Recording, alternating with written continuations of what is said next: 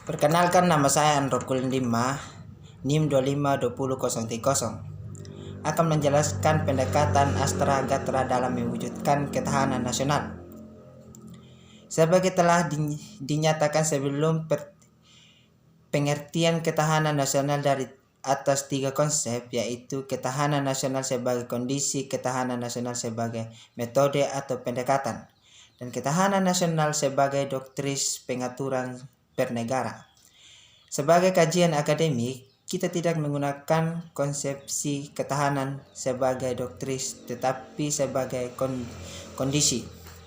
Ketahanan nasional adalah kondisi dinamis yang merupakan integrasi dari kondisi tiap aspek kehidupan bangsa dan negara. Aspek kehidupan tersebut telah dielaborasi dalam mewujudkan Astra Gatra yang meliputi Tri Gatra, aspek alamiah, dan Pancagastra. Aspek sosial, ketahanan nasional juga merupakan pendekatan yang utuh menyeluruh, yaitu mencerminkan terpaduan antara segala aspek kehidupan nasional bangsa. Aspek tersebut juga telah terangkum dalam Astra Gatra, ketahanan nasional. Dengan demikian, ketahanan nasional Indonesia akan semakin kuat dan kokoh jika dilakukan upaya pembinaan dan pengembangan terhadap setiap aspek atau gastra secara terencana, terpadu dan kesinambungan. Pembimbing ketahanan nasional dilakukan dengan menggunakan pendekatan Astra Gatra 8 aspek yang merupakan keseluruhan dari aspek kehidupan bangsa dan negara. Pembinaan terhadap aspek sosial penting dilakukan sebab aspek ini bersifat dinamis, lebih mudah berubah dan termasuk dalam intangible portal. Pembinaan tersebut, aspek ideologi, yaitu ideologi Pancasila, adalah berkaitan dengan 5 nilai dasar yang dikandungkan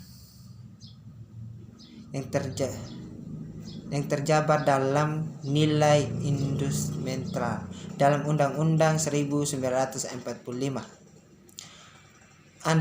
Amandemen atas Undang-Undang Dasar 1945 serta adanya rencana perubahan yang akan datang harus terus dapat dikembalikan pada nilai dasar Pancasila. Dalam hal ini, Pancasila tetap ditempatkan sebagai kaidah penuntut hukum, termasuk Undang-Undang Dasar 1945 sebagai ciri hukum. Pancasila harus tetap diletakkan sebagai fungsi konstitutif dalam mengulangi bagian norma hukum Indonesia. Di sisi lain, pendidikan mengenai ideologi Pancasila perlu terus dijalankan dalam sistem pendidikan nasional.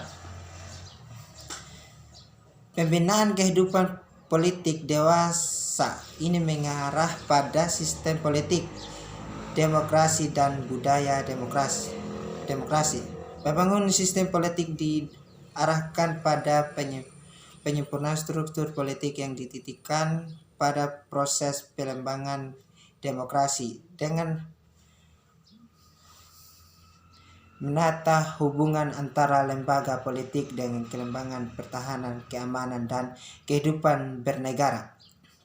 Di sisi lain, pengembangan budaya politik dititik beratkan pada penanaman nilai-nilai demokrasi terus diupayakan melalui penciptaan kesadaran budaya dan penanaan nilai-nilai politik. Demokrasi terus menghormati nilai-nilai HAM, nilai-nilai persamaan, anti kekerasan, serta nilai-nilai toleransi.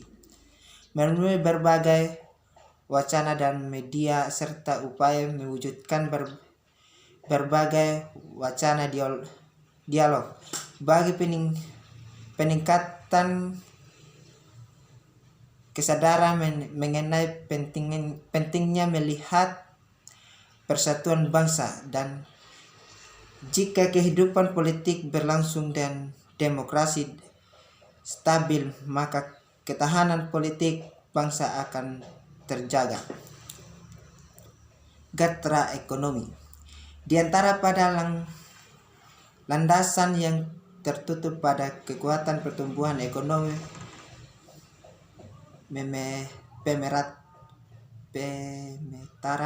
dan stabilitas ekonomi, pertumbuhan ekonomi yang tinggi jika hanya dinikmati oleh sebagian masyarakat justru dapat melemahkan ketahanan bangsa. Oleh karena itu, pengamanan ekonomi harus dilakukan dengan pendekatan yang menyeluruh dan seimbang, konsisten dan adil. Kemiskinan terjadi bukan sekedar karena belum terpenuhi kebutuhan pokok, tetapi karena tidak adanya hak dan tidak adanya hak.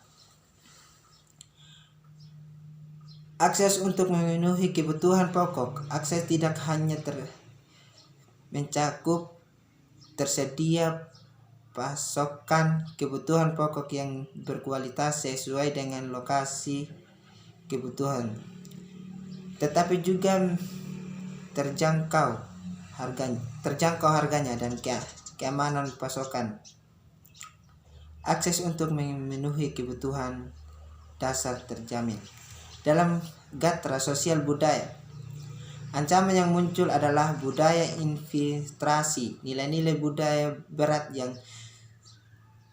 yang sekuler, liberal dan material ke masyarakat Indonesia.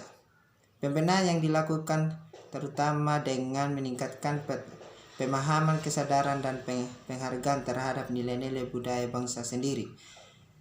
Salah satunya adalah nilai luhur budaya Pancasila yang selalu menjaga keseimbangan yang harmonis antara hubungan manusia dengan dirinya, dengan masyarakat, dengan Tuhan, serta keseimbangan antara kemajuan fisik, material dengan kesejahteraan mental, spiritual, dan keseimbangan antara kepentingan dunia dengan akhirat.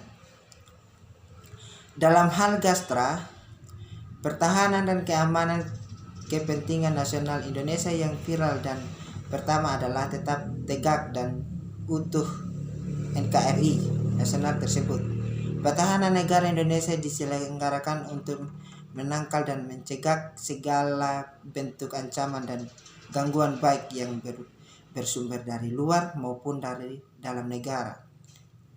Dalam mewujudkan komitmen bangsa Indonesia yang arti penjajahan dan penindasan suatu bangsa terhadap bangsa yang lain, orientasi penyelenggaraan pertama negara diarahkan untuk bersama-sama mewujudkan daya tangkap bangsa yang handal. Globalisasi dan ketahanan nasional. Pada bagian sebelumnya telah dinyatakan bahwa konsep ketahanan nasional sebagai kondisi dan pendekatan semakin penting di era global. Mengapa demikian? Ini disebabkan karena bertambah banyaknya untuk ancaman sebagai akibat dari semakin tingginya intensitas hubungan antara bangsa dan antara individu dari berbagai negara kemajuan dan global sebanyaknya. Tidak dimaksud berdampak negatif bagi manusia. Dampak negatif yang kemudian dipersepsi sebagai ancaman hakikat yang merupakan akses dari pengaruh gejala global tersebut. 1. Dinamis global. Global yang dipicu oleh kemajuan di bidang teknologi, komunikasi, transportasi dan berpengaruh besar terhadap menyebab tiga tema atau dinamis utama globalisasi, yaitu globalisasi tersebut.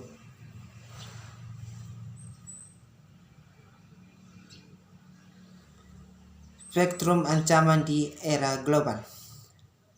Dampak negatif globalisasi persepsi sebagai bentuk ancaman bagian kelangsungan bangsa yang bersangkutan. Instalasi ancaman tidak selalu berkonotasi dengan militer atau perang. Konsepsi tentang ancaman tidak hanya ada di era Orde Baru ataupun sebelumnya.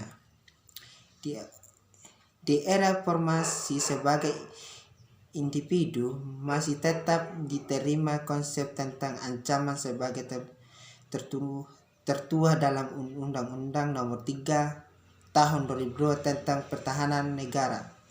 Justru dengan mengetahui sebagai bentuk ancaman di era global inilah maka ketahanan nasional menunjukkan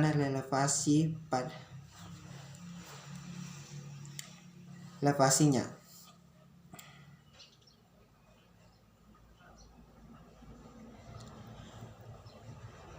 Ancaman berdimensi keselamatan.